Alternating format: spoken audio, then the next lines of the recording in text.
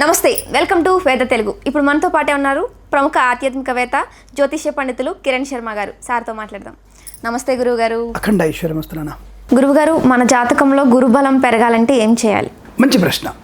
ఒకటి, జన్మజాతకంలో గురుబలం అంటే గురువు యొక్క స్థానాన్ని పరిశీలించాలి. ఫస్ట్ ఆఫ్ ఆల్ ఒక జ్యోతిష్కుని కలిసి గురువు యొక్క బలం తెలుసుకోవాలి. చాలా మంచి ప్రశ్న, సింపుల్గా అడిగారు మీరు. కఠినమైన ప్రశ్న మళ్ళీ అది. సో గురుబలం పెరగాలంటే ముఖ్యంగా మనకు కావాల్సింది తల్లిదండ్రులను పూజించాలి.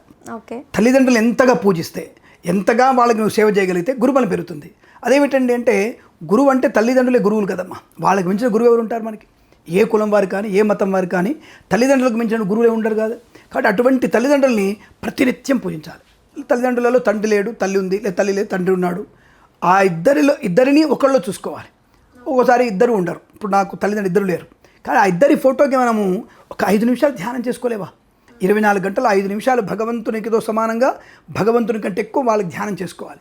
ఏముంది, నీ తల్లిని అక్కడ స్మరణ చేసుకోవాలి, నీ తండ్రిని స్మరణ చేసుకుంటే ఆది గురువులు వాళ్ళు కాబట్టి వాళ్ళకి పూజించాలి. వాళ్ళతో ఫస్ట్ చేయాల్సింది ఆ పని.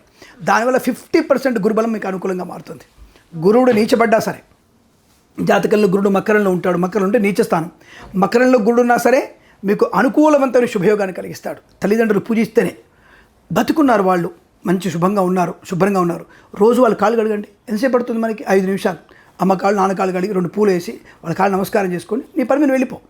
నువ్వేం పూజలు చేయక్కర్లే. అక్కడ ఒక ప్లేట్ పెట్టేసి నానమ్మ కూర్చోండి అని చెప్పేసి వాళ్ళ కాళ్ళు కడిగి శుభ్రంగా అక్షంతలు పూలు వేసి వాళ్ళ కాళ్ళు నమస్కారం చేసుకొని ఆ నీళ్లు చల్లుకొని నీళ్లు తీర్థంగా తీసుకొని మనం వెళ్ళగలిగితే ప్రతి కార్యం విజయం అవుతుంది. అక్కడ 70% మీకు అనుకూలంగా గురుడు మారిపోతాడు. ఆ తదుపరి 30% వచ్చేసి గురునామస్మరణ. అంటే నీకు చదువు చెప్పిన గురువు ఆదిశంకరాచార్యుల వారిని, దక్షిణామూర్తిని, వాగర్ధావివ సంపృక్తౌ వాగర్ధ ప్రతిపత్తయే జగతః పితరౌ వందే పార్వతీ పరమేశ్వరౌ. జగత్తుకి మాతాపితరులు పార్వతీ పరమేశ్వరుడు. ఆ పార్వతీ పరమేశ్వర స్మరణ చేసిన స్మరణనే శివాయ నమః, పార్వతీ నమః. నీ చదువు చెప్పిన గురువు గారిని, ఆయన పేరు తలుచుకున్నా సరే, అలాగే ఆదిశంకరాచార్యుల వారిని, ఈ గురువుల యొక్క స్మరణ చేసిన వారికి అనుకూలత. నీకు వీలుంది, 10 నిమిషాలు టైం ఉంది, దక్షిణామూర్తి స్తోత్రం చదువుకునే ప్రయత్నం చేయాలి. ఇంకా కాస్త సమయం ఉంది, ఇంకో సాయంత్రం పూట సమయం ఉంది, స్వామి 6 గంట మిగిలింది. గురు దత్తాత్రేయ స్వామి చరిత్ర పారాయణ చేసుకోవడం, గురు చరిత్ర పారాయణ చేసుకోవడం. అలాగే వాల్మీకి రచించినటువంటి మహాభారత పురాణాల్లో నచ్చిన శ్లోకాన్ని ఒక 11 సార్లు చదువుకోవడం. ఇవి చేస్తే పూజల కన్నా ఎక్కువ, అంటే గురుగ్రహ జపం కన్నా. ఇప్పుడు ఏమంటాను, నేనేమంటాను, అమ్మ నీ గురుబలం బాలేదమ్మా, అందుకే పెళ్ళవట్లేదు, కాస్త గురు జపం చేయించుకోమంటాను. గురు ఎందుకంటే నీకు వచ్చే జీతం 30,000 50,000 సపోజ్. దాంట్లో జపం చేయడానికి ఒక 15,000 అంటాడు. ఈ జపం 15,000 అయిపోయేసరికి మనం ఏం చేస్తాం? సో కష్టం అవుద్ది. కాబట్టి మరి ఏం చేయాలి అంటే గురునామస్మరణ, గురు అష్టోత్తరం చదువుకోవడం, దత్తాత్రేయ చరిత్ర పాలన చేసుకోవడం. ఇలా చేయడం వల్ల తప్పకుండా మీకు గురువు యొక్క అనుగ్రహాన్ని పొందుకునేటువంటి ప్రయత్నం ఉంటుంది. ఇంకా తప్పకుండా మీకు 10 రూపాయలు ఉంటే మాత్రం నవగ్రహ దేవాలయానికి వెళ్ళి నవగ్రహాలకి 9 ప్రదక్షిణలు చేసి మీరు తప్పకుండా గురుగ్రహ ప్రీతి కొరకు శనగలు ఉంటాయి, పచ్చి శనగలు. ఆ శనగల్ని ఎవరికైనా బ్రాహ్మడికి దానం ఇచ్చే ప్రయత్నం. ఇప్పుడు మనకి సూడో సోకాళ్ళు కొంతమంది ఉంటారు, సూడో సోకాళ్ళు నాస్తికులు ఉంటారు. చూసావా, బాపునోడు బతకడానికి దానం ఇవ్వమంటున్నాడు, బాపునోడికి శనగలు ఇవ్వాలి, మళ్ళీ వాడికి 100 రూపాయలు ఇవ్వాలి, మనందరం ఇబ్బంది పడాలనేటువంటి సూడో నాస్తికవాదులు ఉంటారు. అటువంటి వాళ్ళకి చెప్తున్నా నేను, నువ్వు శుభ్రంగా ఆ శనగల్ని ఉడికించి ఆ దేవాలయం తీసుకెళ్ళి ఆ దేవాలయంలో స్వామివారికి నివేదన చేసి నీ చేతులతో అందరికీ ప్రసాదంగా పంచు. బీదవాళ్ళకి పంచు, బ్రాహ్మణులకు పంచు, అందరికీ పంచు. దానికి ఇక్కడ కుల వ్యవస్థ లేదు, వర్ణ వ్యవస్థనే ఉంది. కానీ దీన్ని ఈ సూడో నాస్తికవాదులు, కొంతమంది పనికిరానటువంటి వెధవలు, రాజకీయ నాయకులు దీన్ని కులాల్లో కట్టిపెట్టేశారు. మనకి ఒకప్పుడు కులాలు లేవు, వర్ణాలు మాత్రమే ఉన్నాయి. వర్ణ వ్యవస్థ వేరు. ఇప్పుడు ఇక్కడ నేను కూర్చున్నా, నన్ను ఎందుకు కూర్చోబెట్టారు? ఇక్కడ ప్రశ్న అడిగితే దానికి సమాధానం చెప్పడానికి. మీరెందుకున్నారు?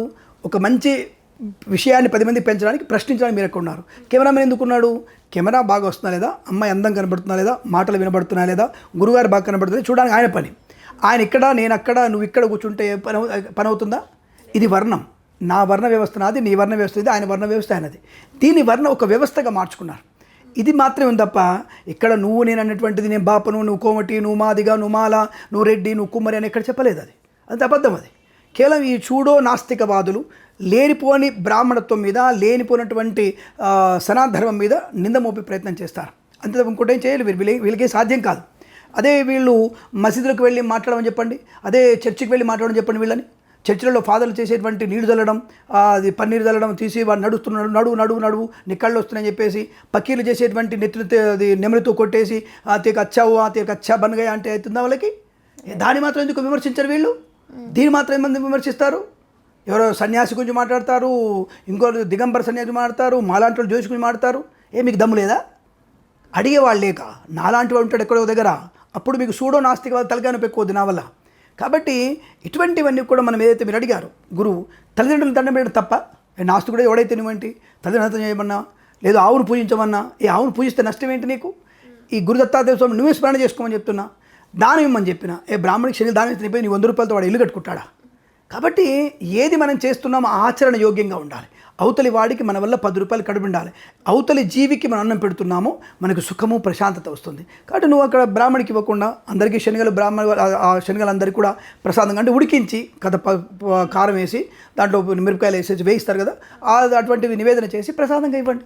తప్పకుండా గురుగ్రహం యొక్క అనుగ్రహాన్ని పొందుకుంటాం. అంటే శనగలు దానంగా ఇవ్వాలి, గురుగ్రహ అష్టోత్తరం చదువుకోవాలి, దక్షిణామూర్తి స్తోత్రం చదువుకోవాలి, తల్లిదండ్రులను పూజించాలి, నీ యొక్క చదువు చెప్పినటువంటి గురువు స్మరణ చేసుకో, తప్పకుండా నీకు అనుకూలంగా ఉంటుంది.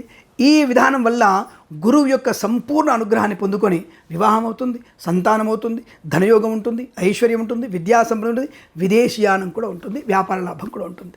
ఇన్ని రకాల శుభయోగాలు ఉంటాయి. కాబట్టి గురువుని ఇన్ని రకాలుగా మనం పూజించవచ్చును, అనుకూలంగా ఉంటుంది. శుభమస్తు. ఓకే గురువుగారు.